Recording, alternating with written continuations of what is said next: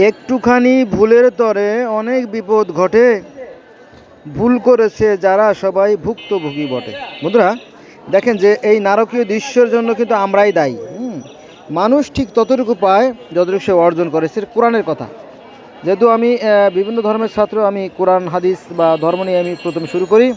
দেখেন অবস্থা, এই পানির কারণে হাজার হাজার না লক্ষ লক্ষ মানুষ কষ্ট পাচ্ছে সামান্য ভুলের কারণে। আর তা হচ্ছে এই ছোট ড্রেনটা বন্ধ হয়ে গেছে ময়লার কারণে। এই দেখেন, এই যে এটা বন্ধ হয়ে গেছে। এখানে খুব নারকীয় দৃশ্য, এখানেও একই অবস্থা। এই দেখেন, এই যে ড্রেন।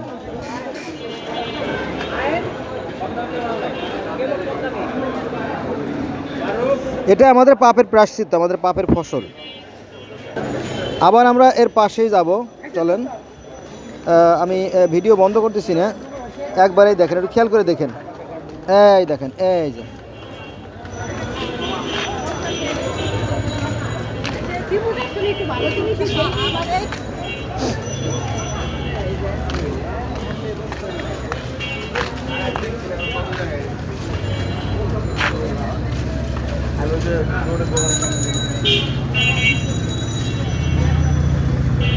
এটা মূলত আমাদের কর্মফল, পাপের প্রায়শ্চিত্ত আর কি।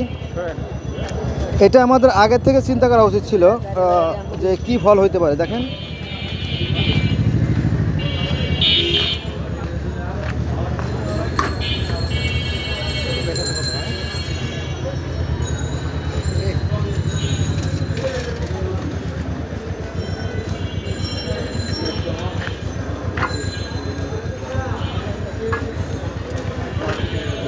এখানে কিন্তু শেষ না, চলেন আমার সামনে দেখেন।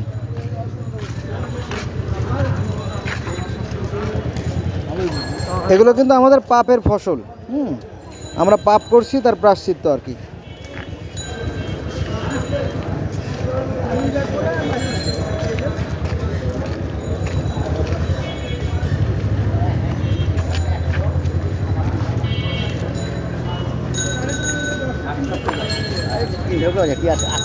এটা শুধু একবারের ঘটনা, বহুবার এখানে এই ঘটনা ঘটছে।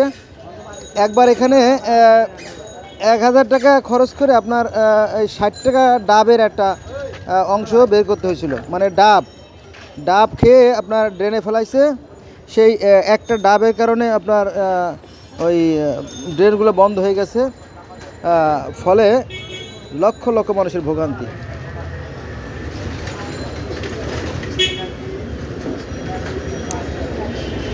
আমরা যদি ময়লা না ফেলতাম তাহলে মানুষের এত কষ্ট করতে হতো না।